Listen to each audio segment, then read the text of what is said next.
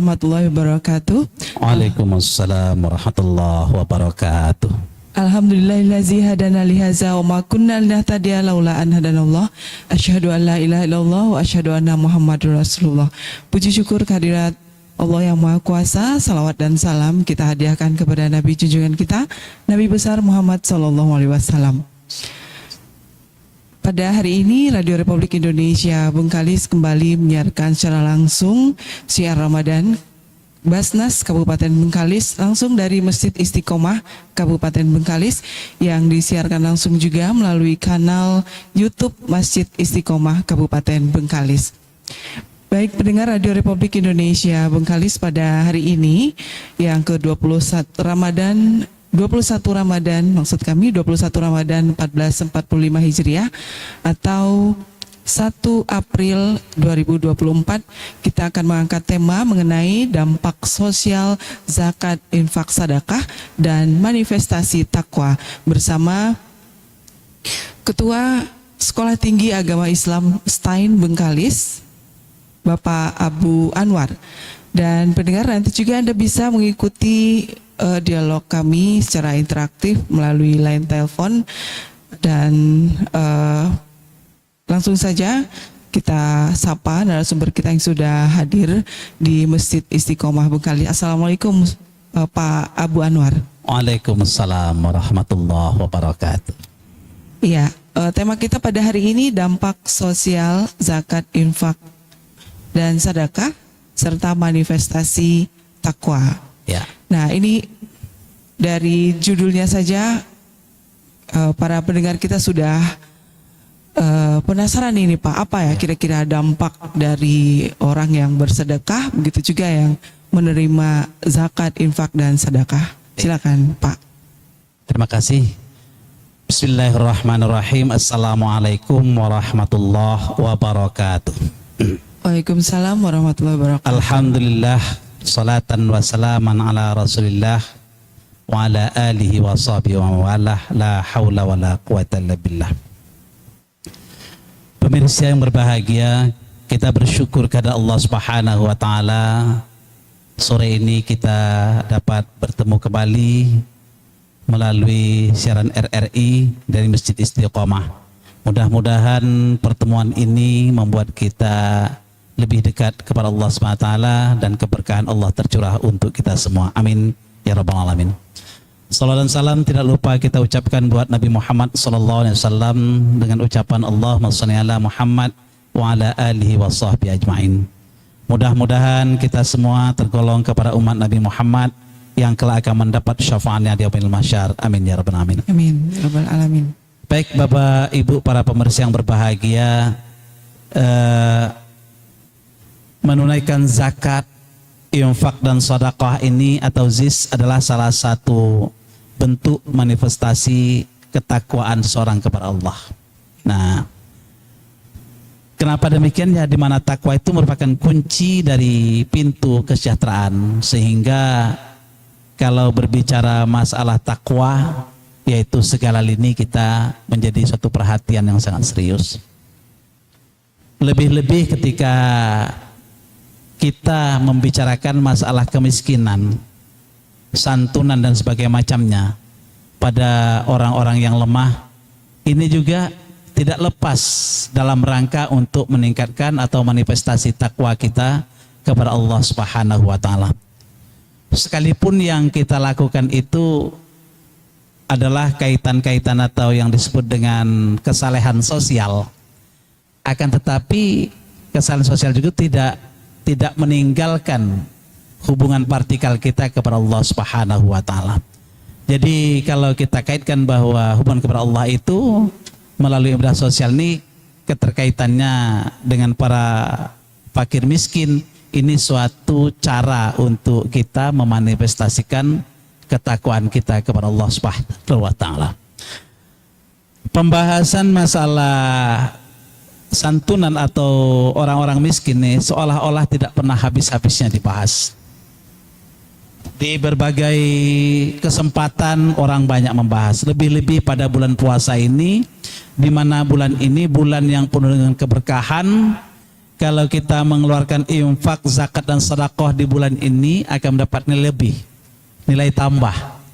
Tambah apa? Tambah keberkahan adanya bulan Ramadan yang memang penuh kemuliaan, yang sengaja Allah ciptakan ini adalah untuk manusia dalam rangka meningkatkan ketakwaan itu. Tapi jangan lupa bahwa untuk meningkatkan ketakwaan ini bukan hanya memperbanyak sholat, bukan hanya memperbanyak bacaan-bacaan Al-Quran, akan tetapi juga kesalehan sosial, ibadah sosial ini sangat diperhatikan, dan ini sangat penting sekali. Mengatasi persoalan-persoalan kemiskinan itu tidak pernah terlepas dari yang disebut dengan zakat, infak dan sedekah. Tidak pernah lepas dari situ. Oleh karena itulah Badan Amil Zakat Nasional misalnya Kabupaten Bengkalis ini memiliki tugas yang amat luar biasa dalam rangka membantu pemerintah untuk mengatasi persoalan-persoalan kemiskinan di kalangan masyarakat. Dan sebenarnya tanggung jawab ini bukan saja tanggung jawab pemerintah. Kalau hanya tanggung jawab pemerintah sangat terbatas, tetapi inilah merupakan tanggung jawab semua umat manusia, khususnya kaum muslimin muslimat di mana saja berada. Maka melalui zakat, infak dan sedekah inilah upaya untuk memanifestasikan takwa kita kepada Allah SWT yang senantiasa untuk memperhatikan kondisi-kondisi masyarakat kita yang sedang memerlukan bantuan-bantuan ini. Sehingga ini menjadi suatu kerja yang boleh dikatakan tidak pernah selesai. Setiap tahun, setiap saat selalu membicarakan masalah kemiskinan. Sehingga kenapa menjadikan? Karena kalau sudah miskin itu kadang-kadang kita khawatir orang akidah, orang akan berubah perilaku, dan gejala-gejala sosial yang negatif lainnya akan muncul. Maka salah satu bagaimana kita harus mengentaskan kemiskinan. Walaupun setiap tahun belum pernah tuntas-tuntas, tetapi kita berupaya paling tidak kita meminimalisir. Maka zakat, infak dan sedekah ini memiliki peranan besar dalam rangka membantu pemerintah satu sisi dan meningkatkan ketakwaan kita kepada Allah pada sisi yang lain, serta hubungan manusia itu menjadi lebih dekat antara satu dengan yang lain. Kira-kira seperti itu. Ya, selain itu juga mensucikan harta ya, Ustaz, ya. Mensucikan harta dan membersihkan diri kita. Iya, jadi dampaknya itu ya seperti yang Ustaz sampaikan tadi, bisa mengentaskan kemiskinan, ya, dampak sosialnya salah satunya itu, dan masih banyak lagi. Masih ya, banyak ya. yang lainnya. Kalau ke diri orang yang berzakat sendiri, seperti yang Pak Abu Anwar sampaikan tadi, pahalanya berlipat ganda, apalagi dilakukan pada bulan Ramadan ini ya. Selain itu juga mensucikan harta dan lain sebagainya. Nah, dengan adanya Basnas, kemudian juga UPZ, unit pengumpul zakat yang ada di masjid, di musola, ini tentu akan termasuk memudahkan. di perguruan tinggi. Di STAIN, di perguruan tinggi juga ya Pak ya. Ada semua perguruan tinggi. Ya, ini tentu memudahkan masyarakat untuk menyalurkan dana zakat, infak dan sedekahnya ya Pak ya. Ya, terus bagaimana nih Pak kalau kita lihat di lingkungan masyarakat kita sendiri Pak, mengenai semangat masyarakat untuk berzakat, infak dan sedekah? Ya, inilah yang kadang-kadang sampai sekarang selalu saja menjadi kontroversi di kalangan masyarakat. Ya, satu sisi mengatakan zakat itu seperti ini, tapi sisi lain mengatakan seperti lain. Tetapi ketika kita sudah ada aturan-aturan yang resmi dari pemerintah tentang zakat ini suatu hal yang memang untuk mendukung kita. Walaupun sekarang masih ada orang yang belum begitu mensupport tentang bahasa ini, tapi sudah banyak orang-orang yang mensupport. Misalnya lah untuk Kabupaten Bengkalis ini, pemerintah kan langsung menetapkan dipotong sekian persen, yang itu disalurkan kepada Badan Amil Zakat Nasional untuk Kabupaten Bengkalis. Yang kadang-kadang persoalan-persoalan orang menilai kadang-kadang sisi-sisi negatif. Padahal kalau kita berbicara masalah Basnas, itu sisi positifnya sangat tinggi sekali. Sehingga kesadaran masyarakat lah yang sering kita tuntut, yang memang kita harapkan menjadi pendorong utamalah kalangan masyarakat ini untuk membantu Badan Amil Zakat Nasional dalam rangka mengumpulkan dan membagikan harta ini. Misalnya di dalam perguruan tinggi, kita kadang merasakan mereka-mereka yang dapat bantuan dari Badan Amil Zakat Nasional, dan memang kadang mereka dari golongan kurang mampu, tapi keinginan belajarnya sangat tinggi. Nah, ini disupport dengan dana dari dana amil zakat, infak dan sedekah ini. Ini yang luar biasa. Dan juga kita di antara pegawai kita, dosen kita juga yang terlibat di Basnas itu, saya juga lihat semangatnya juga sangat tinggi dalam menganukan zakat, infak dan sedekah ini. Dan ini yang kadang-kadang kita perlu support kepada masyarakat.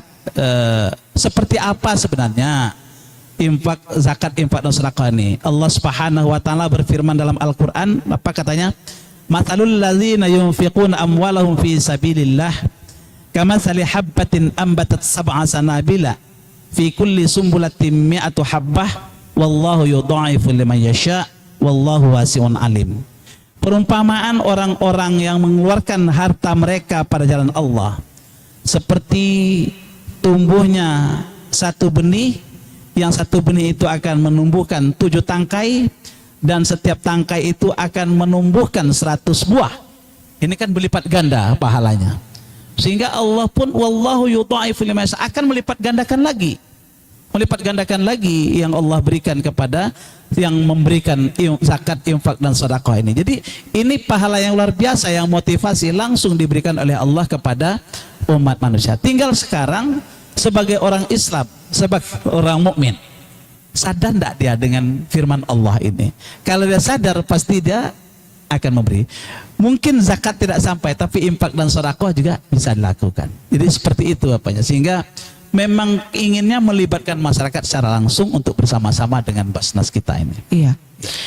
Demikian ya. Untuk dalilnya sudah jelas ya Ustadz ya, bahwasanya zakat itu wajib dilaksanakan oleh umat muslim.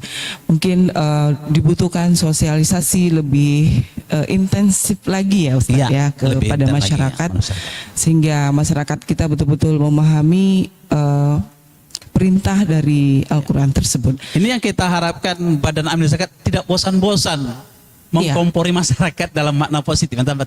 Mengkompori artinya mengajak terus masyarakat bagaimana bisa mungkin berzakat, mungkin berinfak, mungkin bersedekah, seperti itu.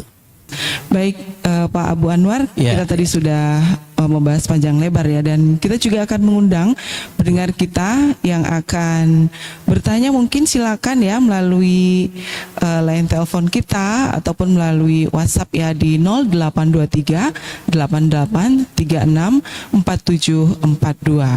Dan ini sudah ada yang bertanya, Ustadz. Assalamualaikum Pak Ustadz. Hamba Allah di Teluk Lata mau bertanya, Pak Ustadz, tentang zakat fitrah, bagaimana tanggung jawab zakat fitrah untuk anak tiri yang tinggal, maksudnya yang ditinggal cerai bapaknya, cerai hidup, apakah tanggung jawab bapak kandungnya ataukah bapak tirinya? Mohon penjelasannya Pak. Terima kasih. Terima kasih ya. Kalau sudah masalah kewajiban, tentu bapak kandungnya. Ya, bapak kandungnya yang wajib untuk memberikan zakat fitrah. Akan tetapi kalau bapak kandungnya masa bodoh, ini kan tak mungkin pula dia bapak tirinya. Tentu paling tidak membantu bagaimana untuk mengatasi persoalan zakat fitrah ini. Ya, inilah yang kadang-kadang ketika dilema dalam rumah tangga, perceraian itu terjadi, yang kadang-kadang bercerainya saja diurus, anaknya tidak diurus. Padahal Allah tidak melarang ketika terjadinya perceraian. Akan tetapi urusan anak tetap menjadi urusan yang bapak kandungnya, bukan bapak tirinya. Adapun nanti ketika bapak tiri membelajarkan, itu kan sifatnya bantuan. Ya, seperti itu ya. Jadi demikian ya, sudah jelas mendengar kita, hamba Allah dari Teluk Lata Bengkalis yang bertanya mengenai tanggungan anak, siapakah yang menzakatkannya, bapak tirinya atau bapak kandung. Baik, terima kasih pendengar kita. Silakan bagi Anda yang ingin bertanya melalui line telepon kita ataupun WhatsApp. Dan pendengar, kita lanjutkan pembahasan kita pada hari ini mengenai dampak sosial zakat, infak, sedekah dan manifestasi takwa. Baik Pak Abu, kalau tadi berbagai cara ya untuk menyadarkan masyarakat agar berzakat, infak, dan sedekah karena dampaknya luar biasa. Sangat luar biasa. Baik itu yang paling tinggi bahkan ya Al-Quran dalilnya. Nah, kalau dari segi undang-undangnya, apa nih Pak? Mungkin bisa dijelaskan kepada masyarakat kita. Pemerintah kan sudah mengeluarkan undang-undang tentang zakat. Nah ini, yang kadang-kadang orang memahami kadang-kadang sisi negatif saja. Padahal pemerintah itu mendaki agar bersama-sama mengatasi persoalan-persoalan sosial di kalangan masyarakat Indonesia. Karena pemerintah yakin bahwa masyarakat yang begitu besar, masyarakat yang jumlahnya sangat luar biasa, itu pemerintah sendiri tidak mampu untuk mengatasi sama-sama dengan masyarakat secara langsung. Nah, disinilah persoalan-persoalan kemiskinan. Sebenarnya kalau muncul kesadaran dari semua masyarakat, maka saya yakin tidak akan ada orang-orang miskin di Indonesia ini. Akan tetapi kena perhatian itu yang kadang menjadi kurang dari sebagian masyarakat, hanya modal pemerintah saja. Pemerintah anggaran itu kan sangat terbatas untuk sosialnya. Jadi bagaimana caranya? Ya inilah makanya diundang-undangkan tentang zakat, infak, dan sedekah ini untuk membantu. Dan memang sangat luar biasa bantuan. Saya melihat di beberapa kabupaten dan provinsi ini sangat luar biasa. Ketika saya di Pekanbaru saja, saya ditelepon, Pak, ada yang anak-anak kita yang tinggal di masjid, dia kuliah tapi tinggal di masjid atau di musola, kami bisa minta daftarnya, bisa kita masukkan. Ya, insya Allah saya sampaikan kepada lembaga supaya itu disambut hal-hal seperti ini. Sangat luar biasa, dan bagi mereka mahasiswa itu sangat luar biasa. Mungkin bagi orang yang memiliki uang tidak seberapa ya, tapi bagi mereka yang berkekurangan itu sangat luar biasa dan terima. Inilah yang kita lihat sehingga kalau zaman saya kuliah dulu itu tidak ada itu. Badan Amil Zakat itu belum muncul. Sehingga kami tidak ada bantuan-bantuan dari Badan Amil Zakat Nasional itu. Belum ada waktu itu. Waktu itu yang ada, saya ingat salah satu bantuan itu dari pemerintah itu Super Smart. Setelah itu tidak ada. Super Smart lah diperebutkan banyak orang. Sehingga orang Indonesia itu tidak sedikit. Sehingga dapatnya juga tidak banyak. Tetapi itu memiliki makna besar bagi mereka yang berkekurangan. Nah ini zakat seperti itu juga. Sekarang sudah lebih banyak lagi bantuan-bantuan, termasuklah dari infak, zakat, dan sedekah ini. Ini sangat luar biasa, khususnya misalnya di perguruan tinggi Islam ini, apakah STAIN atau nanti YIN atau segala macam itu banyak kadang anak-anak dari masyarakat desa yang semangat sekolahnya tinggi tapi kemampuan ekonominya rendah. Jadi zakat, infak, dan sedekah inilah satu bentuk amal ibadah yang di dalamnya sangat berperan penting dalam menciptakan sesuatu untuk kesejahteraan umat muslim dan juga untuk menjalin persaudaraan serta mewujudkan rasa toleransi yang tinggi antara satu dengan yang lain. Itu kan semuanya kena ada hubungan sosial tadi. Ya. Iya, menumbuhkan rasa empati Bukan rasa ya. empati. Ya. Baik, Ustadz Pak Abu Anwar, Ketua STAIN Bengkalis, dapatkah Ustadz memberikan contoh begitu Ustadz ya mengenai dampak sosial ZIS dan juga manifestasi takwa atau dampaknya ke diri pribadi atau orang yang mengeluarkan zakat, infak, dan sedekahnya tuh Ustadz? Ya. Saya jumpa orang kaya. Jadi orang kaya itu dia merasa puas ketika dia mengeluarkan, rasa lapang. Jadi saya setiap tahun dapat amanah untuk mencari orang-orang miskin di kampung, tapi dengan jumlah yang sangat terbatas. Jadi kenapa begitu? Kita merasa puas kalau itu disampaikan langsung kepada mereka, itu rasa kepuasan itu ada enak. Ini apa maknanya? Ini kan suatu manifestasi. Dampak langsung itulah tadi, kena bersih, hartanya jadi bersih, jiwanya jadi bersih. Nah kebersihan itulah yang membuat kita semakin dekat kepada Allah. Sepertinya yang kita keluarkan tidak seberapa dibanding yang kita konsumsi sendiri. Nah sehingga dalam hatinya masih bisa berbagi kepada orang lain. Nah bisa berbagi ini akan memberikan suatu kepuasan yang luar biasa. Maka ada suatu ketika orang mendatangi kiai besar. Dia sakit yang sangat sulit untuk disembuhkan menurut medis. Menurut medis. Lalu dia pun minta doalah kepada kiai besar ini. Lalu jawab kiai besar, usahakanlah banyak berinfak dan bersedekah. Kalau zakat kan terbatas, artinya hanya waktu-waktu tertentu. Tapi infak dan sedekah ini jalan terus. Walaupun 5.000 atau 50.000 atau 500.000, tapi itu kan jalannya terus. Kalau zakat itu dihitung harus sekian dulu baru bisa keluar. Tapi kalau infak dan sedekah kan ini sangat luar biasa yang bisa dikumpulkan. Lalu itu nasihat dari Pak Kiai itu dilakukan.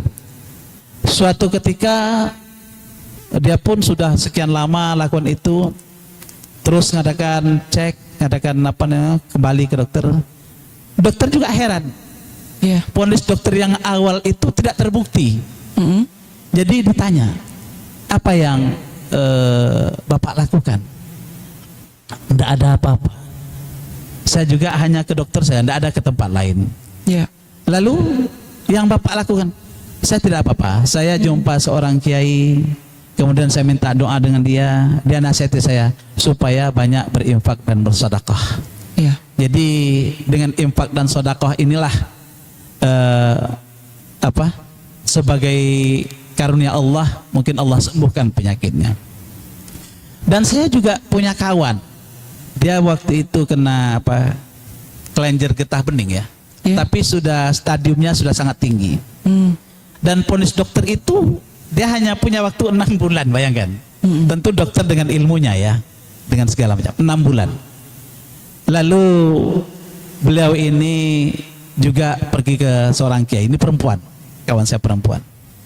Juga nasihatnya sama, samping kita minta kepada Allah dengan salat sunat, jangan bosan, konsumsi makanan juga dijalankan, obat juga diminum, sedekah, infak ini harus jalan. Apa yang terjadi? Sampai sekarang dia sudah sehat dan bisa mengajar full seperti biasa. Ini kan suatu yang sangat luar biasa. Tetapi yang dia lakukan itu bukan dia sedekah, ya Allah dengan sedekah ini sembuhkan aku, tidak. Tapi dia sedekahnya itu, infaknya itu ikhlas semata-mata karena Allah. Jadi lepas kalau orang Jawa bilang begitu dikasih plong gitu, lepas gitu aja. Sehingga tidak pernah jadi pikiran, pokoknya keluar terus seperti itu. Nah inilah yang menjadi kepuasan batin yang akhirnya dia itu setelah didiagnosa kembali penyakit kelenjar getah sembuhnya itu hilang. Ini kan suatu yang luar biasa, contoh-contoh seperti ini. Dan itu sebenarnya banyak juga diceritakan di buku-buku, di suatu nasihat-nasihat. Sebenarnya umat Islam ini kalau membaca situasi itu bisa saja di mana-mana enak itu. Jadi dia akan temukan hal-hal yang luar biasa dari zakat, infak dan sedekah ini. Makanya keluarkan hartamu untuk membersihkan harta itu, juga untuk membersihkan jiwa yang memberikan itu. Itu yang sangat luar biasa Allah berikan panduan kepada khus min amwalihim shadaqatun tutahhiruhum wa tuzakkihim biha. Itu. Cuma jangan lupa doakan bagi orang yang mengeluarkan zakat itu. Jadi kita disuruh doakan wassalli alaihim. Kenapa? Itu doa kita itu bisa menenangkan orang yang mengeluarkan zakat, mengeluarkan sedekah, mengeluarkan infak. Makanya kita sederhana kadang di masjid-masjid begitu minta infak, Bapak Ibu marilah sama-sama kita bacakan Fatihah, sepaling Fatihah untuk semua yang berinfak, bersedekah, berzakat. Semoga Allah SWT memberi keberkahan dunia dan akhirat. Itu sudah dilakukan di banyak masjid. Itu doa dari orang-orang yang begitu banyak. Saya yakin sebegitu banyak orang pasti ada yang dikabulkan oleh Allah SWT. Ya. Ustadz, ini sudah ada pendengar kita yang bertanya, Ustadz. Dari Bu Mimin mau bertanya, pahala zakat mal apakah sama dengan wakaf? Apakah pahalanya akan mengalir sampai sepanjang masa? Pahala zakat mal apakah sama dengan wakaf? Oh gitu ya. Terima kasih pertanyaannya Ibu. Apakah sama pahala zakat mal dengan wakaf? Ya, keduanya sama-sama perintah Tuhan, perintah Allah, tapi keduanya memiliki hal yang berbeda. Lah, kalau kita tanya pahala, yang pertama kali tanya itu keikhlasan kita mengeluarkan. Misalnya zakat, apakah kita ingin disebut orang kaya? atau memang keluar dari tulus hati kita. Begitu juga wakaf, apakah kita ingin disebut ini seorang yang dermawan wakif, atau memang karena dikerjakan semata-mata karena Allah. Jadi kunci pertama ikhlas. Memberikan itu apakah zakat atau wakaf, itu bukan ikhlas. Kemudian zakat ini tertentu untuk kaitan ibadah sosial diutamakan, artinya sama manusia. Sementara wakaf ini biasanya adalah untuk benda-benda yang sifatnya masjid, barang-barang yang tetap, itu wakaf. Namanya wakaf. Ya. Wakaf itu artinya katanya berhenti. Nah, jadi selama itu masih ilah dipakai, ya selamanya masih berjalan pahala wakaf. Ya sama juga dengan pahala zakat ini, selama orang masih memanfaatkan pada sisi kebaikan, pahala itu akan mengalir terus bagi yang mengeluarkan zakat dan yang mewakafkan tadi. Sekalipun orang mungkin salah menggunakan, tapi niat dia sudah lurus, ikhlas semata-mata karena Allah, dan ini tidak jadi persoalan bagi dia, tetap pahala itu mengalir sebagai amal jariah yang terus mengalir sampai itu kapanpun.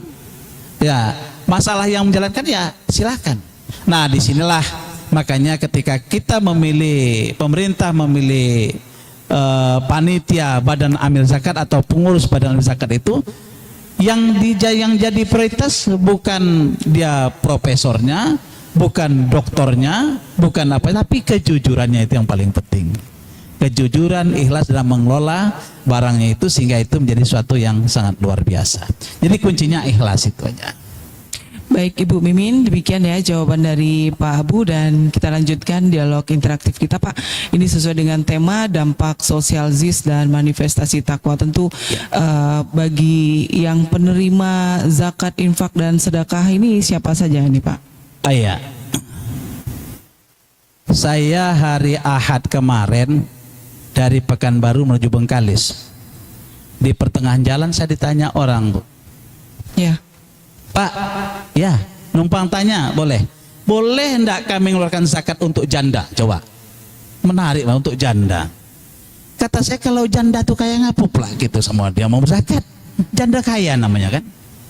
Jadi persoalan bukan jandanya. Kalaupun dia janda, bukan karena jandanya, tapi mungkin karena miskinnya, karena sabilillahnya, mungkin dia sebagai guru atau guru ngaji atau guru apa segala macamnya fisabilillah. Kalau saya sebagai guru juga, tapi sudah bayar pemerintah, tak usah lagi dikasih zakat, tidak usah lagi. Sudah dibayar ya? Pemerintah ya, nah, tidak usah lagi. Walaupun saya guru ya tidak perlu Pak. Masih banyak yang lain yang sangat membutuhkan dari itu. Makanya Allah SWT katakan dalam Al-Quran, Na'udzubillahi minasyaitonirrajim, bismillahirrahmanirrahim, innamas sadaqatu lil fuqara'i wal masakin wal 'amilina 'alaiha wal mu'allafati qulubuhum wa fir riqab wal gharimin wa fi sabilillah wa ibnis sabil fariidatan minallah wallahu alimun hakim. Ini sesungguhnya kata Allah, zakat-zakat itu hanyalah untuk orang-orang fakir, orang-orang miskin, kemudian pengurus-pengurus zakat yang disebut dengan amil, kemudian para mu'allaf, orang-orang mu'allaf yang hatinya dibujuk. Nah, ini mu'allaf nih, ada pula sepanjang tahun mu'allaf terus kadang nih kan, Pak saya mu'allaf, besok tahun depan datang mu'allaf. Ini kasus terjadi pada zaman Umar bin Khattab. Setelah 3 tahun dia masih datang kepada Umar, saya mu'allaf. Sudah, kamu mau tetap di agama Islam atau balik kepada agama, silakan. Dari zakat ini tidak ada lagi keluar untuk Anda. 3 tahun sudah cukup lama disantuni itu sebagai mu'allaf. Jadi artinya apa? Bahwa ini kan membantu, sehingga diharapkan orang bisa membenahi dirinya sendiri dan dapat mencari usaha apa yang bisa dikerjakan. 3 tahun itu bukan waktu yang pendek untuk diberikan bantuan. Jadi seperti itu. Kemudian apalagi untuk memerdekakan budak, mungkin kita sekarang tidak ada. Kemudian apalagi orang-orang yang berhutang untuk jalan Allah dan untuk mereka yang sedang dalam perjalanan sebagai suatu ketetapan dari Allah Subhanahu wa taala. Dan di akhir ayat itu Allah katakan Allah Maha mengetahui lagi Maha bijaksana. Ini Allah firmankan dalam surah Taubah ayat yang ke-60. Nah, yang jadi pertanyaan sering kadang pertikaian penilaian fakir. Udah enggak usah ribet-ribet. Rapat oleh pengurus atau amil itu, siapa yang kita tetapkan sebagai fakir, apa standarnya? Ya silakan. Ya kalau kita mau lihat ya orang-orang yang sangat miskin dan tidak memiliki harta sama sekali, atau harta yang dimilikinya tidak mencapai nisab atau untuk keperluannya. Seperti itu. Miskin ya gitu, tetapkan juga. Jadi kadang si anu miskin, oh dia punya pekerjaan, ya silakan sajalah. Artinya cari kesepakatan. Ya indikator yang paling sederhana sekarang ini ada upah minimum apa namanya? Regional. Upah minimum regional, UMR ya, UMR, upah minimum. Barangkali kita sudah bisa kenal, berarti kalau sudah sampai ke UMR berarti kan tidak perlu lagi bantuan kan gitu. Ya UMR, UMK tidak perlu lagi bantuan. Tapi mungkin masih ada anaknya 10 penghasilan 2 juta, kan kasihan itu kan. Anak kalau dulu kan anak 10 biasa, kalau mak saya itu 15 adik-beradik. Ya, kalau ibu mungkin tidak sebanyak itu ya. Ya. Makanya disurvei dulu oleh Basnas. Ya, Itu disurvei dulu sehingga ini kakak ini miskin berapa tanggungannya, ini kakak ini fakir berapa tanggungannya. Jadi itu kerja Badan Amil Zakat Nasional. Jadi bukan mereka duduk goyang kaki lalu nerima lalu membagikan dengan goyang kaki juga, tidak demikian. Mereka memiliki tanggung jawab. Dan yang mungkin kalau tanggung jawab dengan manusia bisa kita main main di balik tirai. Tapi kalau sudah tanggung jawab kita kepada Tuhan, kepada Allah, tirai mana yang bisa melindungi? Tidak ada. Jadi tirai-tirai itu semuanya tembus di hadapan Allah Subhanahu wa taala. Jadi inilah yang menjadi perhatian 8 asnaf, ada yang fakir, ada miskin, ada pekerja atau amil, ada orang mu'allaf, ada orang-orang yang terbelenggu pada perbudakan, ada orang-orang yang hutang. Dan ini tidak setiap orang hutang. Kenapa demikian? Banyak PNS hutang di bank, ya kan? Lalu dikasih zakat, salah juga ya kan? Jadi utangnya kan, utang mungkin untuk pembangunan mungkin masjid sampai dia tidak memiliki apa-apa atau berkekurangan kena utang itu. Ya, itu yang perlu dibantu melalui zakat. Itu orang yang gharim itu. Jadi jangan dimanai asal gharim. Fisabilillah juga ini juga memiliki indikator-indikator sehingga orang memiliki masing-masing memiliki indikator. Sehingga kadang-kadang ini orang ngajarkan juga fisabilillah. Pembangunan masjid juga fisabilillah. Itu menurut ulama seperti itu. Jadi jembatan untuk kepentingan umum juga fisabilillah. Banyak yang mereka sedang belajar kekurangan ekonomi juga fisabilillah. Jadi banyak fisabilillah sangat luas sekali. Sekarang ini saya pikir di samping fakir miskin juga fisabilillah itu yang paling banyak.